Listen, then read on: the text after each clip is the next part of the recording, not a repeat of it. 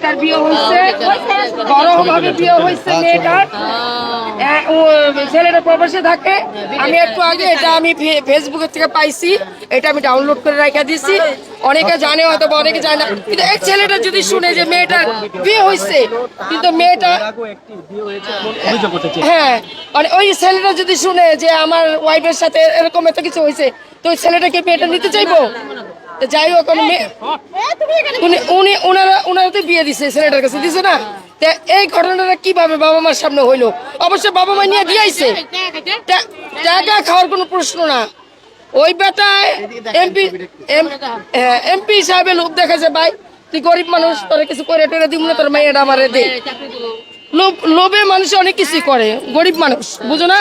কারণ আমার কথা হচ্ছে আমি মেয়ে নিয়ে ঘাটাঘাটি করতে চাই না, মান সম্মান সবারই আছে।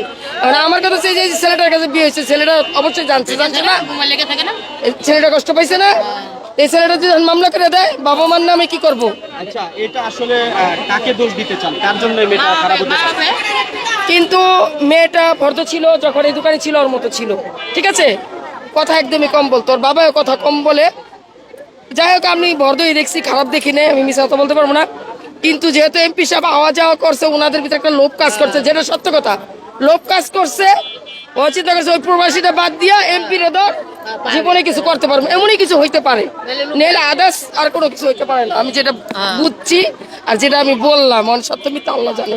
একজন এমপি সাহেবকে আসলে এরকম জায়গায় থাকার কথা কিনা? এখানে এসে নাকি না এমপি সাহেব থাকার কথা না। আমি তো কালকে ওইটার বক্তব্য দিয়েছি এখানে। আমি দেখছেন তো না ছবিটা? আচ্ছা যাক, আমি একদিন দেখছি, দেখি ওদিক থেকে এদিকে যায় গাড়িতে উঠলো, তা আমি আবার এই জায়গাটা দাঁড়ানো, আমি আবার একটা আম খাই, আমার আমের লোভ বেশি, আম খাইতে আইছি। তখন আমি কই কিরে, হ্যাঁ বাসের বাইরে দৌড়াদৌড়ি করতেছে। আমি দৌড়াদৌড়ি করে হ্যাঁ মামা তো এমপি, আপনি জানেন না? আমি কই না তো। কই যে এখন বাইরে তাই দেখলাম যে উনি ওদিক থেকে আসলো, এসে গাড়িতে উঠলো। তারপরে এই মাসুদ ভাই দেখলাম দৌড়ে গেল, মানে হ্যাঁ। যাই হোক, এখন লুচ্চক যাই হোক, এর ব্যক্তিগত ব্যাপার, এটা আমাদের দেখে লাভ নেই। কিন্তু যখন গাড়িতে যায় তখন আবার শ্বশুরও পিছে পিছে যায়।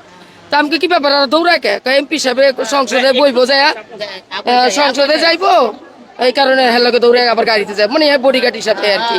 একটা এমপির সাথে দুইটা পুলিশ থাকে না, ওনার সাথে কোনো পুলিশ ছিল না। ভাই আমি কি ভাই, আমি না ভাই, আমি যেটা সত্য, আমি যেগুলি বাস্তব সেটাই বলছি না, আমি বলছি।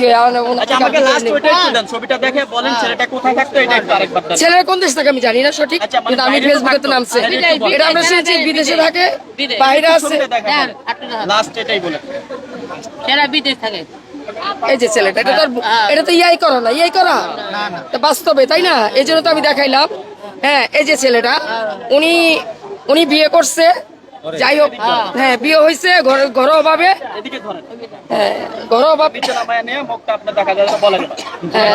এই যে ছেলেটা আমার মনে হয় ঘরোয়া ভাবে বিয়ে হয়েছে, বাবা মার মতেই বিয়ে হয়েছে। এমপির কাছে কিভাবে গেল ওনারা বাবা মাই জানো, ওদেরকে জিজ্ঞাসা করতে পারবো।